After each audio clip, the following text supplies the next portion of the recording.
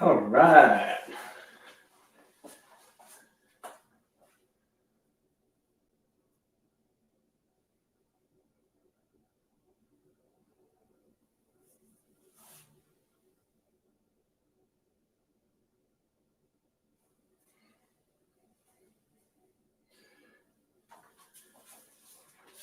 Okay, well, welcome everyone to another class on, or another case. And this one we're doing on GI bleeds. So hopefully you guys are excited about this.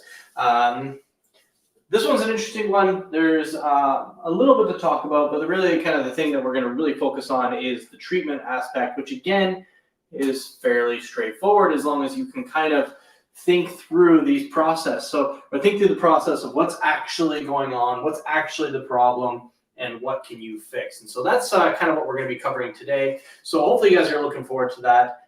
Before we get started, we're going to let people kind of file in here and kind of get into the class. So I'm not going to start immediately. I'm going to kind of give it a couple minutes. So go ahead, go get a coffee, water, whatever you need to, and then we're going to get started in a couple minutes here. But while we're doing that, while everyone's kind of grabbing their coffees and doing all that, let's do a little roll call and see where everyone is watching from. So go ahead, put your answer or where you're at, where you're watching from in the comments. We can see whereabouts everyone is from. Go ahead, throw that in the comments. Where are you watching from?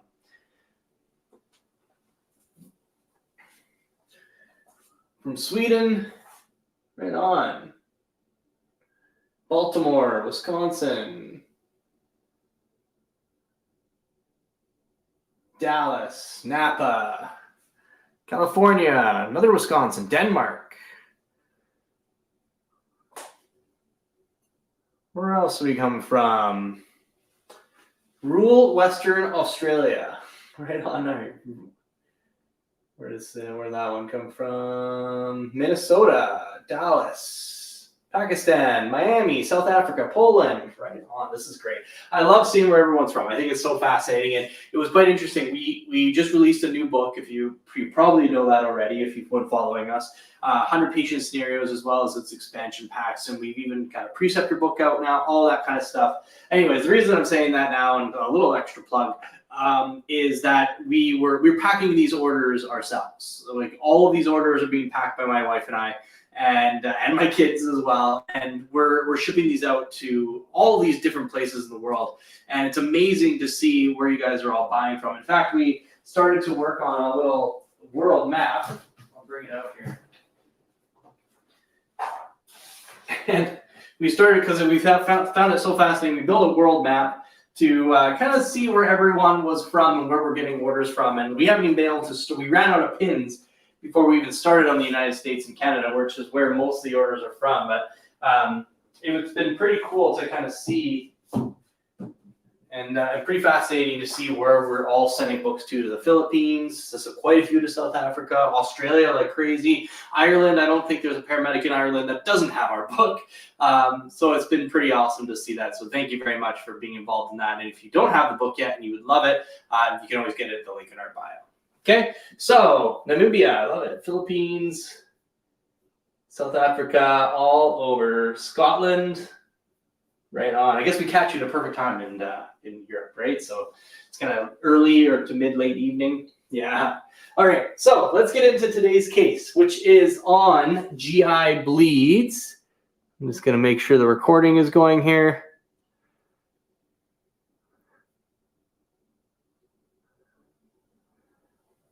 All right.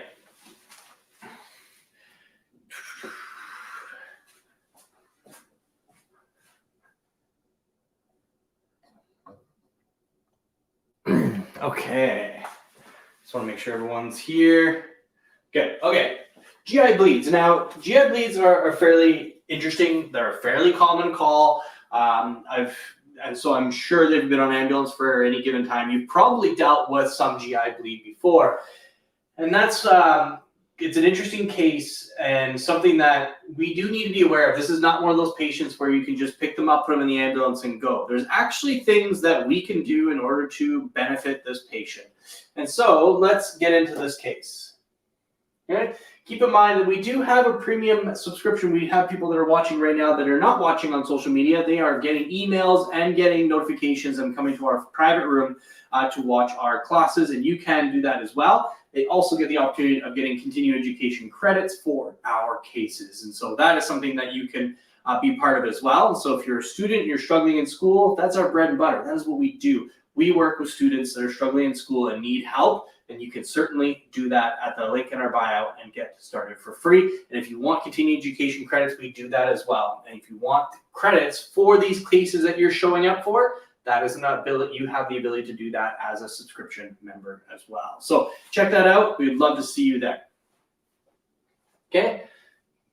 Let's talk about today's case. You're dispatched to a private residence for a male patient with abdominal pain. You arrive on scene to find the patient who appears to be fatigued, breathing heavy, and you also notice that there's a dark, foul-smelling diarrhea in the toilet. Okay, and there's your patient's presentation. Leaning over, there's the presentation of the diarrhea. So quite red, quite dark, not good. So this is pretty indicative of that GI bleed. I don't think that anyone was surprised about that or concerned about that. But that is what you've got. Now we're going to look at the vital signs here at a little bit kind of a little bit enlarged so you can kind of see. But the heart rate itself is 144, blood pressure 78 on 49 with a MAP of 58. Breathing rate is 24, SpO2 right now is 94%, pretty poor pleth, like not great. It's kind of showing some poor perfusion in that pleth wave. So we have some things that we need to be concerned about, and that kind of correlates with that blood pressure there. So my first question to you all is, judging by these vital signs, and a question that I asked earlier today is this patient in a compensated or a decompensated state of shock? Go ahead, put that in the comments. Is this a patient in a compensated or decompensated state of shock? What do y'all think? Joe's thinking decompensated, decompensated. Faith's thinking decompensated. Decomp. A couple of people are saying compensated.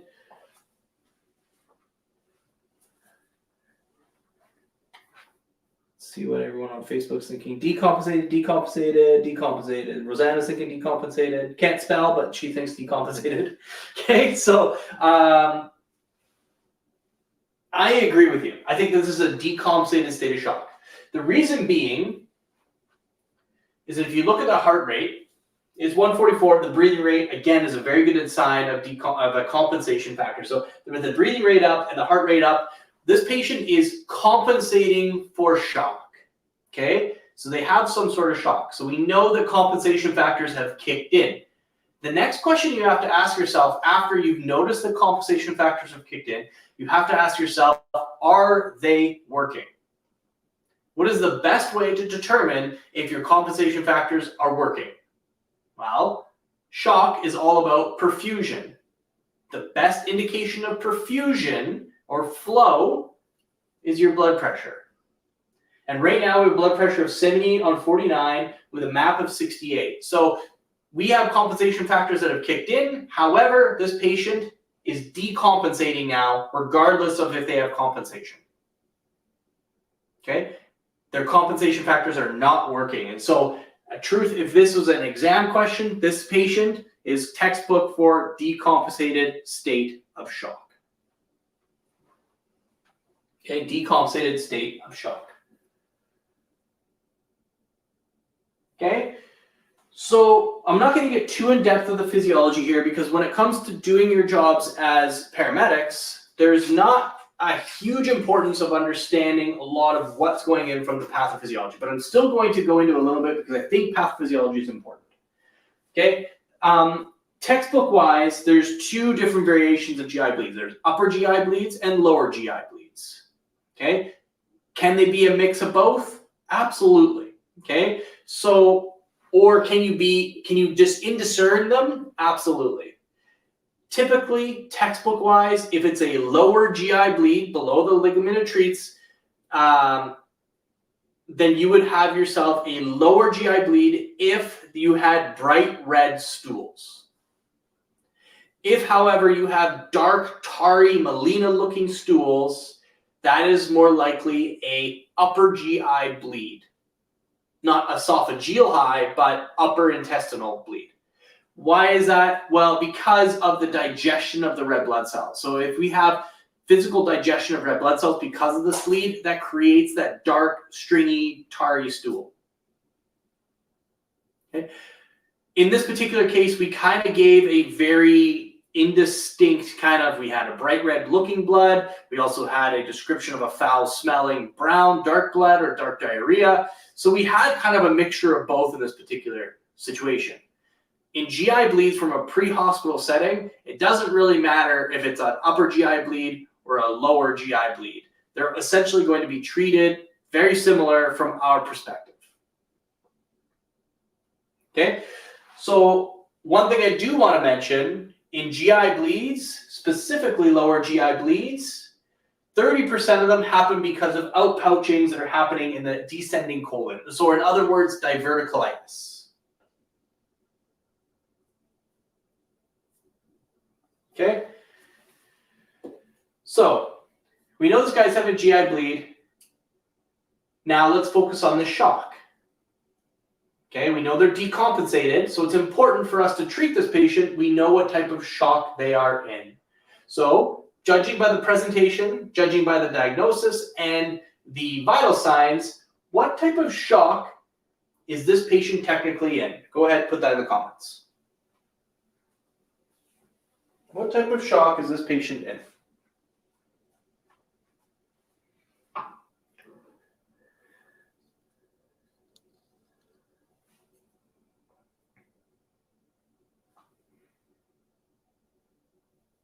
Hemorrhagic. What is hemorrhagic?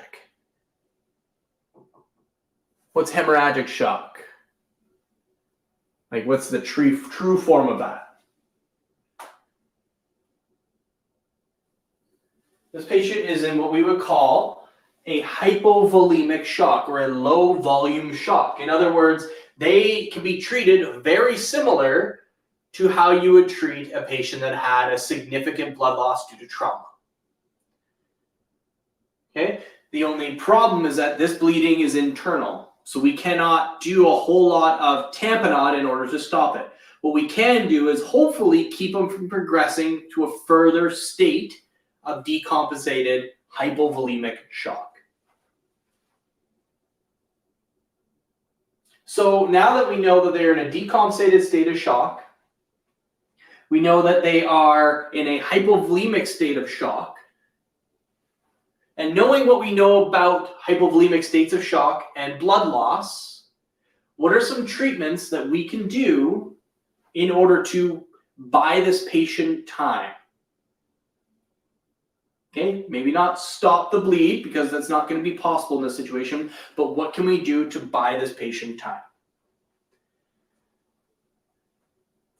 Okay, Ray's thinking fluid replacement, IV fluids, IV access TXA, we'll talk about that. What are you thinking on Instagram? Bolus, plug it up. Yeah, unfortunately not possible. O2, fluids, normal saline. Keep warm fluids, like that. If you got to give fluids, be ideal if they are warm. Epi drip, interesting.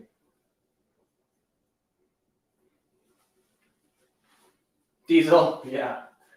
Okay, so based on what we have here, octreotide, okay, possibly in a critical care setting, but typically not on a ground ambulance. But I like your thinking is that you're thinking of what could hopefully stem some of that that blooding or blood direction, and octreotide might be able to do that. So let's talk about the hypovolemic state, okay, what treatments that we can do for them. Well, as far as BLS things go, okay, hypovolemic patients should get oxygen. Okay, does it help? Yes, a little bit. And the reality is that this patient is fatigued. They're in a decompensated state of shock. The least we can do is increase the oxygen concentrations in their red blood cells that they still have in circulation. So is oxygen an important first thing to do in this patient? I would say yes. Okay, so first off, oxygen. The next thing is try and buy this patient time. Now, you probably know my position with isotonic fluids. And now that we know this is a lot like a hemorrhagic shock that we would see with trauma, the principles of isotonic fluids in blood loss are still the same regardless of what's bleeding. Is that over diluting blood is not beneficial for patients. Okay, so if we have isotonic fluids and we're going to resuscitate them with isotonic fluids, the goal is to keep them at a permissive hypotensive state, which is a targeting systolic of 90 or ideally a MAP of 65, and not increasing it any further than that. Okay, so that would be your isotonic fluids. You can introduce them, absolutely. Ideally, warm IV fluids, which was mentioned already in the chat. But the key point here is making sure that we follow the understanding of how hemorrhagic shock or hypovolemic shock works, is that we don't want to over infuse isotonic fluids. We just want to use it to buy this patient time until they can get to blood products. Which leads me to my next point, is does this patient require blood? Okay, do you think that they're at a state right now that tells us that they require blood? Go ahead, put that in the comments. We're going to talk a little bit about pressors and TXA as well. Let's answer this question first. Does this patient require blood?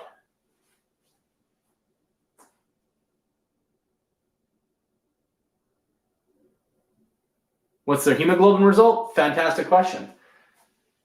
Unfortunately, in EMS, we wouldn't have that ability to check it, but I'm going to talk about something else that we can use. We can use, that's not what I wanted.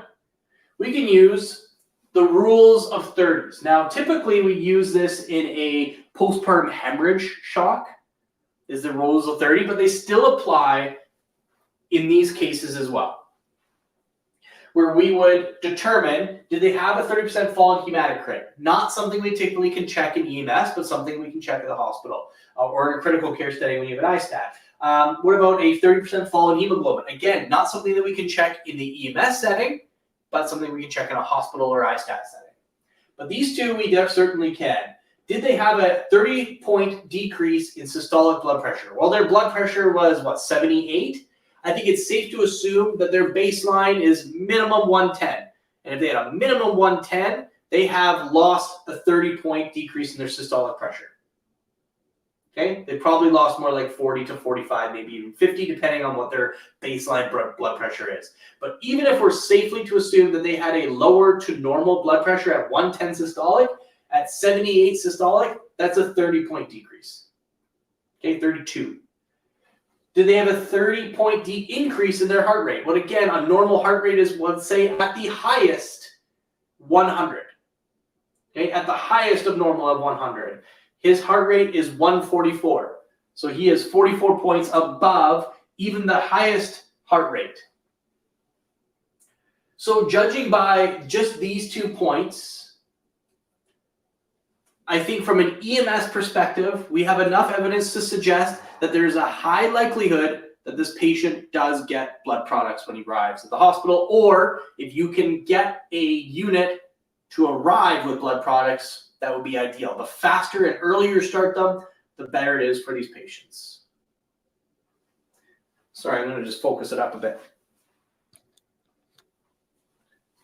There you go.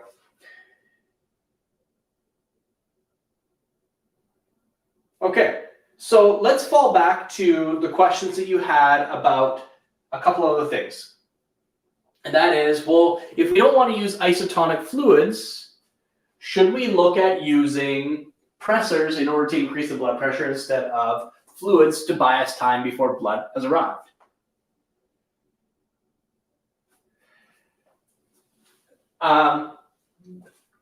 There's been some studies that haven't shown a whole lot of great promise in that regard. So should we do it?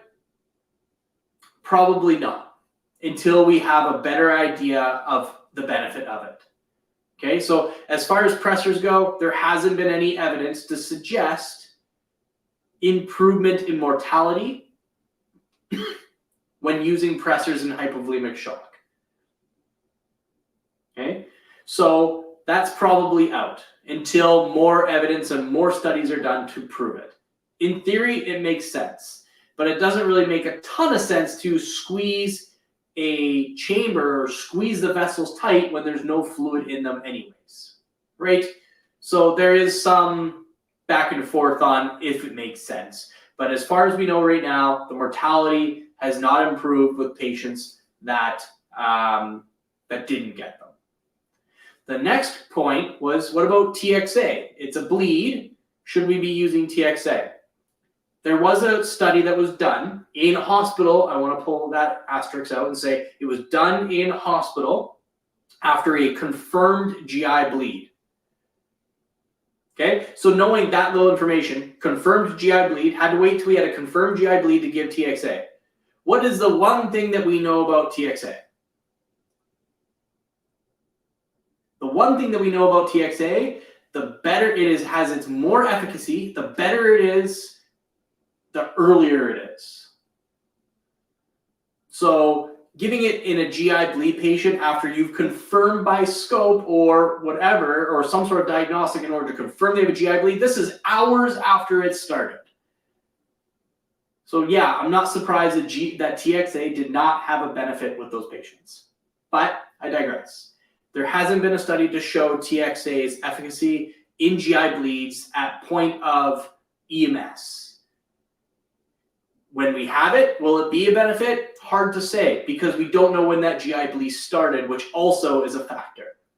The nice thing about trauma is that we can pinpoint exactly when the bleed started. So why not so we can give TXA early. In GI bleeds, typically we're behind the 8 ball on the bleeding because it started not that day or that hour. So is TXA going to be a big benefit in GI bleeds ever? It's hard to say. My money is on probably not. Okay, so that's a little bit about a couple of those things, but the key points you guys need to focus on is 1, identifying the GI bleed, 2, identifying are they in a compensated or decompensated state of shock, and finally, isotonic fluids to maintain a systolic pressure of 90 or a MAP of 65, no more. Get them to the hospital or get them to some sort of ability to introduce blood. And that is how you're going to be treating these GI bleed patients in an EMS setting. Any questions with that? Go ahead, put them in the comments.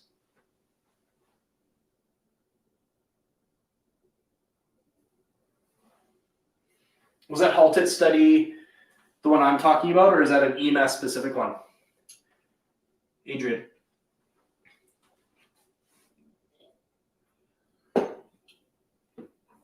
I'm interested.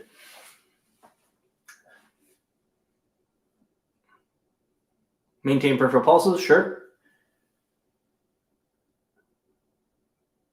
What about epi-drip for maintaining a BP? That would be kind of my discussion about pressors.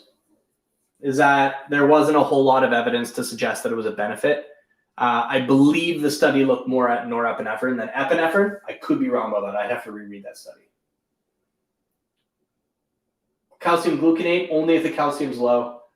Thermal management, absolutely. Cold patients are not a benefit. This is a true hypovolemic patient, so cold patients, not a benefit. Can you explain the TXA point again? Sure. So think of it this way, is that what we know about TXA is that it is most beneficial in patients when it's given early. So why isn't it not a benefit in patients with GI bleeds? Is because it's hard to pinpoint when the bleed started. And so we don't know if we're giving it early. And in the study that I was referencing, the TXA was given hours later once they confirmed a GI bleed, which is even further down the line.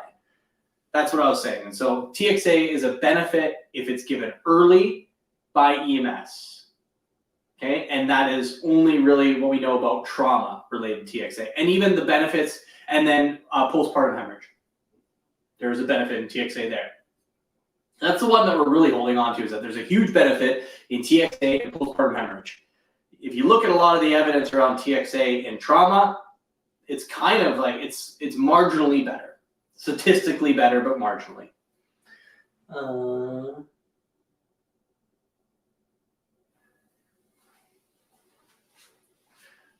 What's the max you would bolus isotonic fluid before blood products? I would give as little fluids as I possibly could to maintain a systolic pressure of 90 or a MAP of 65, and then introduce blood as early as I possibly can. So I can't really say how much. It's just about how little can I give them by maintaining and still maintain our kind of hard lines of pressure or perfusion.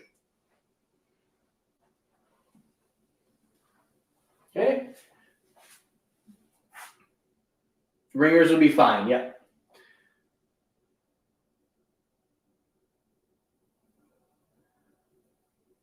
Do we use octreotide in a critical care setting? Yes. So we use panto and octreotide for GI bleeds. So those are something that we can use. I elected to not talk about them too much here because that's something that we use in critical care and for more longer term transports that I do. It's not something that's really seen in EMS from a ground perspective, which is why I elected to leave it out. But yes, when they get to the hospital, common medications to give for GI bleeds is octreotide and sometimes Pantoloc, depending on the location of the bleed.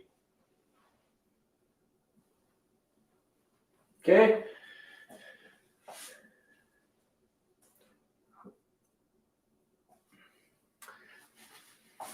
Well, I don't see anything else out there, so I think I'll leave you there with that. If you do have any questions, please feel free to throw them in the comments after this video, or if you missed it, we do post them on our Master Medics membership. You can check that out for free if you want to rewatch this, and if you want to get credits for these types of courses, this one included, you can still get credits for these classes.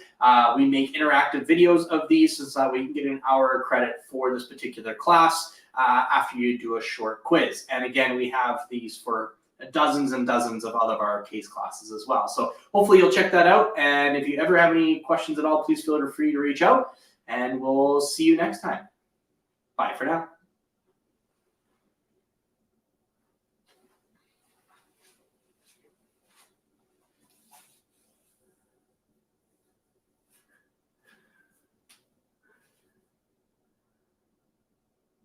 Is lactated ringers better than normal saline in this certain situation?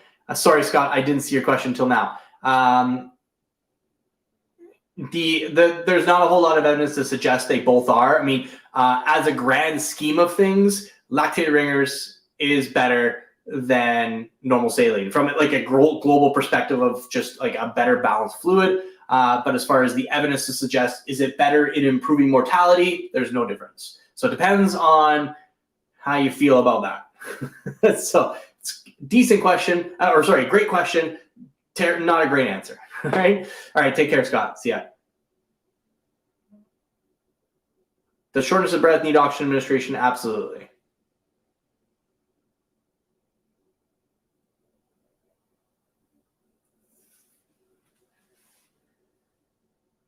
You can message us on Instagram, yeah.